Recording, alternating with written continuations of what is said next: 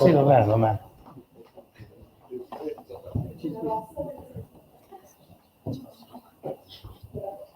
Prego. Welcome everybody, and thank you for being here in the last part of the first day of our conference. We are here with the colleagues Lorenzo Imbesi and Paolo Perruccio of SID, which is the Italian Society of Design, and they will introduce a speech, the speech towards an international SID. But let me say a few words on the friend and colleague Lorenzo and Paolo. Lorenzo Imbesi is a full professor at Sapienza University of Rome, where he is also director of the SID Sapienza Design Research. He is the new, just elected president of Cumulus Association.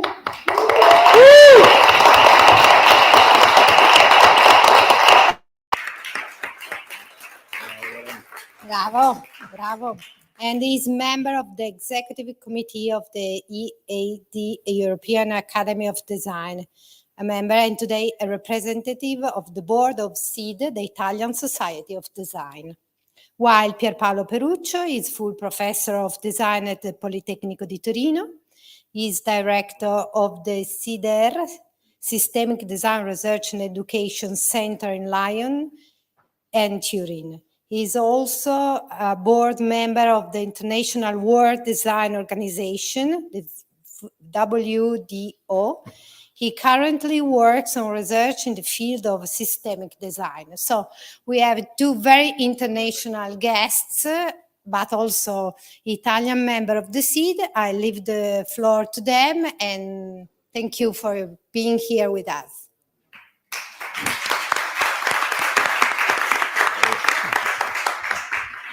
Okay, thank you to everyone. First of all, thank you for inviting. I have to thank first Flaviano Celaschi and all the people from Bologna. It's very nice to get back with so many friends here and to see also some of them here, also the new elected members of the board of Cumulus. I've seen before Roberto Iniguez, and which I'm very, very happy to work with for the next 3 years. And of course, thanks to everyone. I know that's, a lot has been done behind, not only from the Italian community, but also from the Latin American community, to the Latin network. I know that lots has been done to support me in the last few months, so I'm very emotional at the moment. And I'm very happy also to be here with Paolo. And we've been sharing the last few months together, and he knows everything behind, what's happening behind. And also with Paolo, we are members of the Italian Society of Design. I guess this presentation is directly, mainly, at least the very first part, to the international community who's connected here or is attending here. That the Italian community here know very well what is the Italian Society of Design, so that's probably something that is not a new thing, but we are here on the behalf of the Italian Society of Design that is doing a job now at the moment about internationalization. And I think that's part also, as the Italian Society, to work to develop the larger international network. Of course, as any society of design, the primary goal of the SID is to develop a discussion around design. And of course, not only internally in the Italian community, but also externally. And as you can see here, you can see the board, the new board of SID that was elected 1 year ago. Raimondo Riccini is the president. And that's okay. That's okay. Yeah. At the bottom here, you can see also a number of logos that are all the international societies, associations that are now at the moment involved with the board of directors of the Italian Society of Design. You can see here the ICOGRADA, the Italian Society of Color, WDO, Cumulus, and the Design Association for, was it Design for All? Design for All Europe, and those society are pretty much somehow within our SID, because the members of the board are also somehow involved in those associations. So SID, I think also this is also speaking about how much the Italian society in general, the Italian community of design is changing. I mean, the DNA of the Italian community is changing pretty much, so it's pretty much already open to internationalization. That means that that's something changing in the people that are, you know, some in their careers, not just in their careers, but in the work they're doing, in the networks they're developing. They're already doing a lot of internationalization. Let's see if it's working. Okay.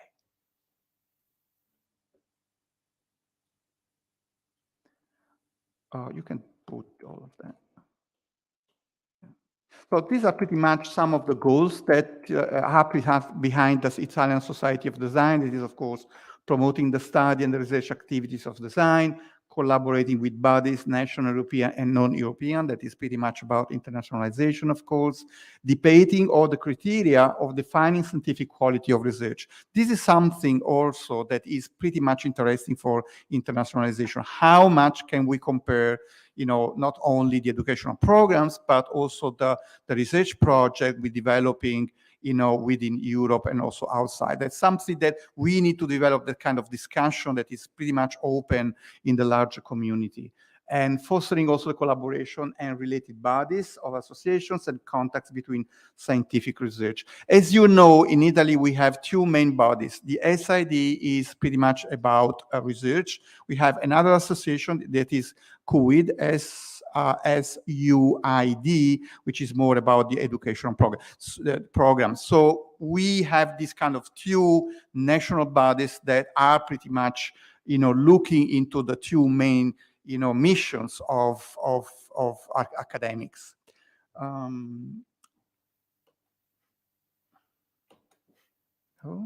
Okay, so we're speaking pretty much about the international space of knowledge, and the international space of knowledge started pretty much with the process of Bologna. That was started really pretty much many years ago. It's nice to say that in Bologna, of course, this started when the Erasmus program pretty much started. And it is not only about developing networks of educational networks for the students, for exchanging the students and also the academics and the professors, but it's also developing a space that could be compared with each other.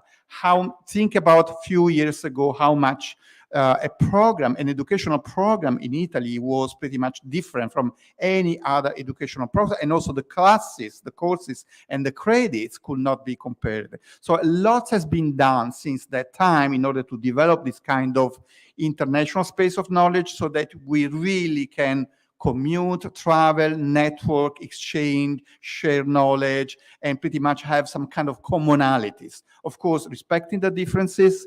And there are also some principles that are very important. And I think it's very important also to mention that again. This is part of the Bologna process. The European space of higher education is based on academic freedom. Think about how much this is important nowadays. Institutional autonomy and the participation of teachers and students in the governance of higher education. We need to generate academic quality, economic development and social cohesion, encourage students and teachers to move freely. This is pretty much now in danger. It is true that we cannot move that, that easily anymore, around the world, I would say. Don't think about the wars, think about all the issues we have nowadays to travel and to share, educational programs around. Helps the employability and lifelong learning of the graduates, respects students and faculty members as members of the academic community, and opening up an outside world and collaborates with higher education in other parts of the world. Now, these principles are very important, and we need pretty much to stress on them, not just for what happened just until yesterday, but also for our future. These are principles that we could share until yesterday, but pretty much these are put in danger also for the future. Okay, and this is when we speak about the space of knowledge, we speaking about the collective intelligence. It's pretty much the same. Collective intelligence is about the cognitive capacity of a society, a community, and a group of individuals, which was pretty much the concept that we know from Pierre Levy. We are developing this kind of large, huge, multiplied brain that's pretty much is connecting each one of us, and that means also that we can share a language. We can share somehow some kind of a very elementary principle that is helping us to develop this kind of large collective intelligence. Then we started, very recently also to map the societies of design in the world, and Paolo is going to start speaking about the results from this kind of mapping. Yes. Okay. Yes, we try to map the design associations worldwide. So as you see, there are 63. So it's not an ultimate picture. It's something that we started just a few weeks ago. So it's an ongoing research. So we are very happy if you can provide some feedbacks about it. So we started to cluster considering the geographies, considering the topics, and here you see just some iconic, let's say, association. Some of them are very old, such as the Design Council you see on the right side. Design Council was created in 1944. Even the International Council of Design, the so-called ICOGRADA, was founded in 1963. So Cumulus Association actually not far away, but some decades ago. The WDO, so the so-called ICSID, International Council of Industrial Design Societies, was established in 1957. So the Latin Design Process, 2008 in Torino, the Systemic Design Association just a few years ago. So this is just an idea of the main, let's say, design association, scientific design association. If we move to the cluster, so if you see the Europe, of course, design associations are very Eurocentric. So most of them are in Europe. If you go ahead. Okay, we have Asia, and if, sorry, I stay just for a while in America. As you see, there are few organizations, few bodies, and most of them are in North America, Oceania, and Africa. Africa, just one. We, as I said, we tried also to cluster considering the topic. So design association you see here, and regarding the interior design association here, you have a picture. The same regarding the color association and the art design association, Design for All, and design history societies. What is interesting here is that most of the design history association have also a magazine, an international review, such as, for instance, Design History Society, the same regarding the Italian Is Design. We have also to say that most of let's say, the design organization started to grow in the decades between 1950s and the 60s. So we see just some events, very, very famous, such as the Aspen Conference, in the International Aspen Conference in the United States from 1951 until 2004. The ICOGRADA, already mentioned, 1963, WDO, 1957, but also the school, international school, play an important role. Of course, I don't have to say anything about the Hochschule für Gestaltung that closed in 1968, but we should also enlarge this map, considering also, for instance, some books, such as Arion and Parking, a fundamental book regarding the corporate image, as we consider corporate image worldwide. The same regarding some international organizations, such as UNIDO, a United Nations Industrial Development Organization, so very close to United Nations, for developing economics worldwide. And of course, there is another big topic concerning the political issues. The kitchen debate is very, very famous. It happened in the middle of the Cold War. So this is just a picture regarding the two superpowers. On one side, yes, Soviet Union, on the other side, United States. And maybe you are familiar with this picture, it's quite famous. So here we see two, let's say one is Richard Nixon, the vice president of the United States. On the right side, on the left side, there is Nikita Khrushchev, the president of Soviet Union. And they were debating, they were talking at the American National Exhibition in Moscow, 1959, about what? About kitchen, about washing machines, about some soups, about some products concerning the American way of life. So furniture, let's say also appliances, were metaphor also of the American dream. So this is a very well-known example of the power also of design. 75 young Americans were sent to Moscow to work as guides during the 6 weeks long exhibit. And for many Soviet citizens, it was the first time they met an American person. As we said earlier, most of the design bodies, design organization came out during the 50s and the 60s. There were several reasons. We mentioned the Cold War, let's say, topic. Of course, it was important to using design also to express, to highlight some points of the design culture in one nation or in a country. Of course, structuralism was really important. Structure was a key point, a key word during that period.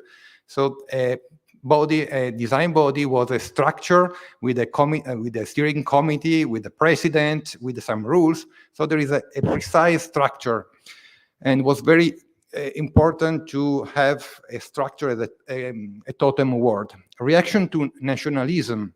Most of this association, as we said, came after World War II. So it was against a nationalism that caused two world wars. Moving forward in Eurocentric narrative, again, many design organizations such as WDO was founded in London in 1957. It started from 1953 in Paris, but in any case in Europe. So the idea was also to move in other countries, to improve also national economies. This was the period where there were many important, let's say, international organizations such as the EEC, European Economic Community, that came into operation in 1958, but also the ALALC, the Asociación Latinoamericana de Libre Comercio, in 1960. Very important also to push the moving of the goods from different countries. So for a global market position, but there are other, of course, reasons. As we said, WDO was important. Let's say they say that it's the main international voice. So it's one of the main international voices for industrial design.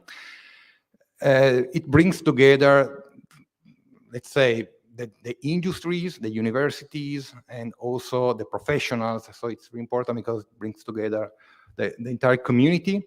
And also received a consultative status of the United Nations in 1974. And next year we'll be celebrating the 65th anniversary of this organization. So there are many programs. I just want to mention the World Design Capital. The first one was in Turin, 2008. This year is Valencia, 2022, and 2024 will be a double capital, Tijuana and San Diego. So it's really important because two countries, two cities with, some things in the middle. So, and again, a metaphor of several topics. You see that the interdesign is a very interesting,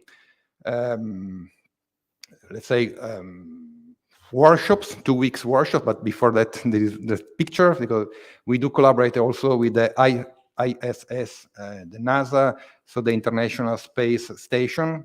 It's a kind of national laboratory.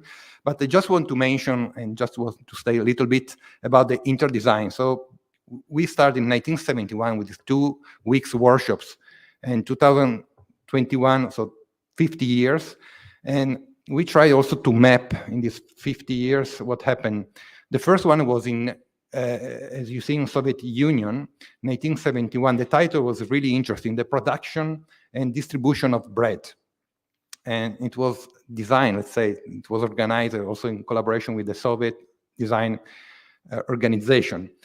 Soviet Union, again in 1980, Design for City Environment. So WDO tried also to create some bridges between the first world and the periphery, the so-called periphery. So here there is the list with the countries and the topic. So if we cluster again, considering the topics, we see that food was one of the main topics, starting from, as we said, 1971. Transportation, something regarding the city, even in 1974 in Ireland. Social design was really important, starting from 1976. Natural resources, tourism, local identity, interior, and so on. WDO talks and general assemblies are other important, let's say, events where there was a really interesting merge of the design community. And we can also say that there was also a circularity of some people that moved from, let's say, General Assembly to some other places, also providing some scientific content. I just want to make an example. This is the program of the 6th ICSID Congress in 1969 at Queen Elizabeth Hall in London, 1969. At the time, the president of ICSID was Tomás Maldonado. Here you see the speakers. There was Kenneth Boulding, he's an American economist, but we see also Gillo Dorfles, Italian art and design critic, Vishani, that was a Soviet scientist, but also Hazan Ozbekan, who was a scientist coming from the area of cybernetic. He was from Turkey. So again, cybernetic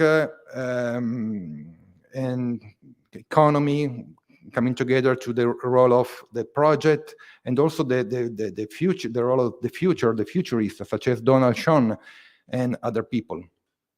So this is just, sorry, I did not summarize, but I just want to say that we wanted to stress the importance also of design history, in particular with a specific focus on design association. We think that there is a great potential also for developing new researches. Yeah, perfect, thank you. Just at the end, few words about Cumulus. What is Cumulus? Cumulus is the International Association of University and Colleges of Art, Design and Media. Let's see if we can go ahead. Yes, please. Yes. Now, this is a big map, which is starting to be old, because nowadays Cumulus Association is collecting more than 350 members, which are schools of art and design around the world. Last General Assembly, we were about 220, so we're missing something like 130, and that number is raising every year, because we're getting every year something like 30 new members. If you can go ahead. Usually, now we've been starting thinking about what is, in the last few months, what is Cumulus, and so many ideas came out. I personally think that Cumulus is like the coffee break. Coffee break is the time where, you meet people, you go to a conference because you have to present your paper, your research, but also because you need a coffee. And during the coffee, you connect to people and you network and you develop, and maybe you share knowledge at that point, because that is the time where, new networking and new networks of research can be developed at that point, new ideas. And so pretty much Cumulus is that kind of large environment, which is very familiar, not too much rigid, always smiling and nicely, where everyone feels at home in a way, very welcoming, let's say. Which is pretty much the coffee break.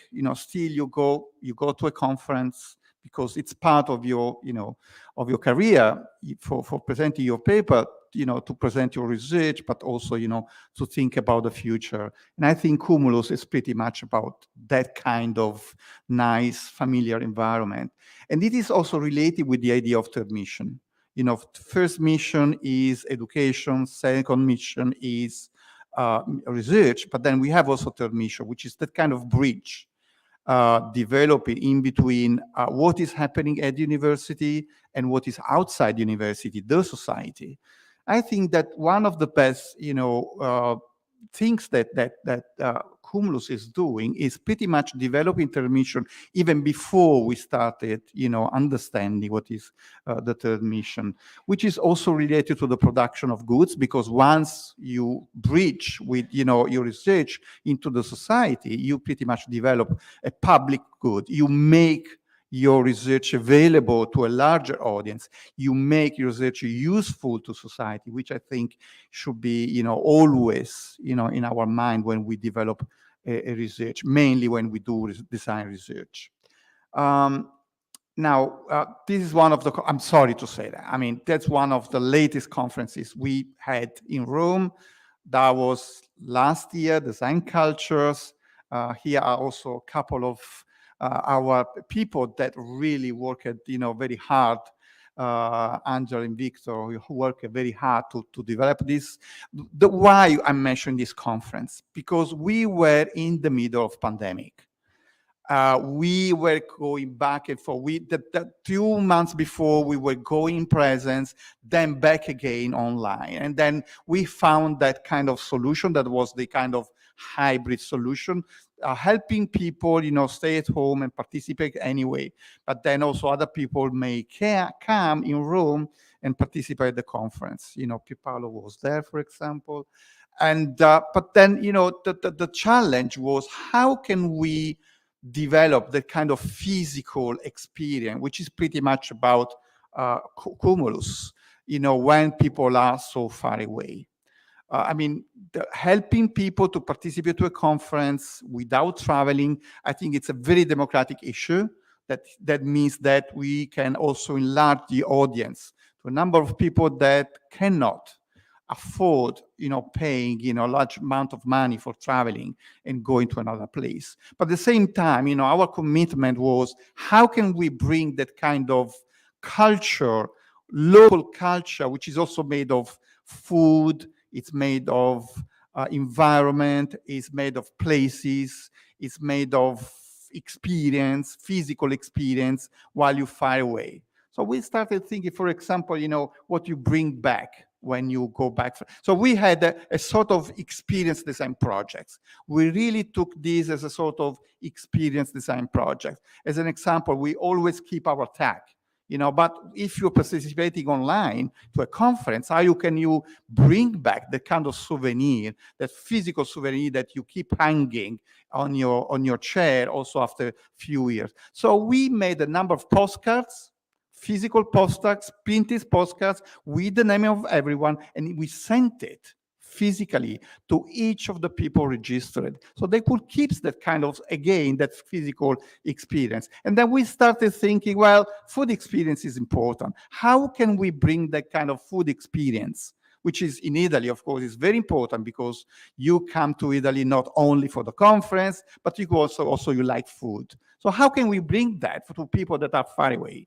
So we had a food designer for every lunch break explaining, a specific food like pizza, ice cream. And the day before, we sent to everyone a sort of tutorial how to do ice cream, how to do supplì or pizza at home. So the people could do that, if they want it. So again, it's a learning experience, it's a do-it-yourself experience, but and it's digital, but still it's also physical. And of course, a number of other experiences like visiting places and so on. So that was an experience design project that we delivered to the community, to the Cumulus community. And I think it was a very good learning experience for everyone, which I wish you're going to keep also for the future, because when you design something, it's also for changing, the future and to develop something that will stay also for the future. Yeah, we can go ahead. And now this is bloody important. Sorry to say that. I mean, design culture, the conference was called Design Cultures. Now, how can we have a war. I mean, we cannot end any kind of a conversation without mentioning the fact that there is a war happening somewhere. And, we in June, we had scheduled a conference in Russia, and we had to cancel that. Now, there's a number of discussion behind that. I don't want to go there. I think that always any international institution, a design institution, should always speak with the language of peace.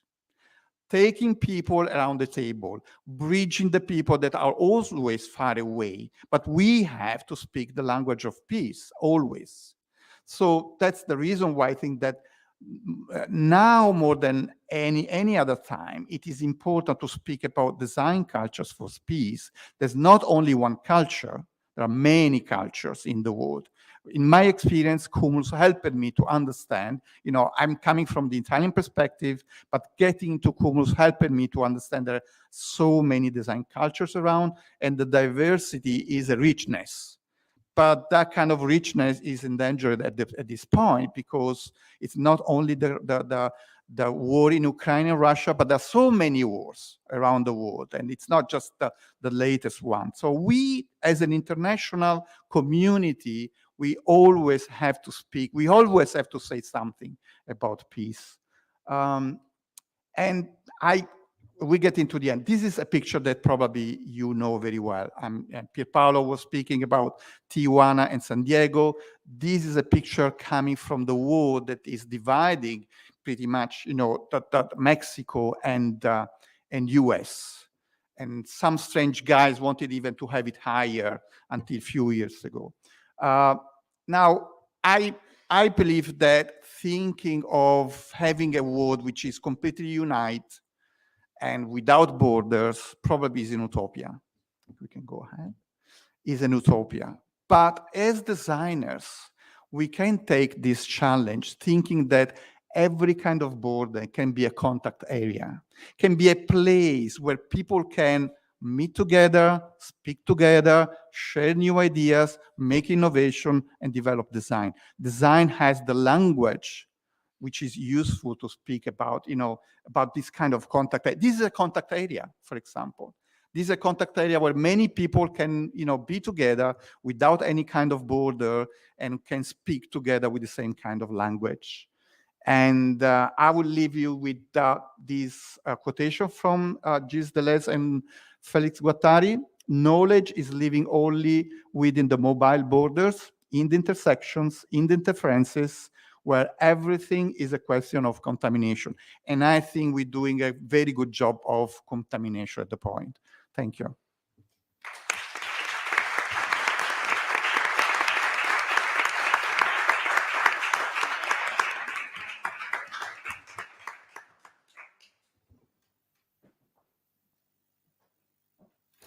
Voilà. Thank you, Pier Paolo. Thank you, Lorenzo. I think that we really appreciate your contribution and your view towards an international dimension of communities, association as communities, and your definition of borders. I think it's the right way to end today's meeting, also thinking about how the border is a stereotype of geography and how can we change our idea of border. So I really appreciate this conclusion. I think that we are all very tired from today. Some friends check light effect. So I think that with this speech, we can conclude today, the first day of the forum, and we meet together again tomorrow morning. The session will start at 9:30 in the morning, but we can meet here at 9 for a coffee break together, and then lunch, and then dinner. And so it's a very busy day. So take your care and descansas. Non mi viene la parola inglese. And see you tomorrow here in the parallel session starting at 9:30. So thank you again.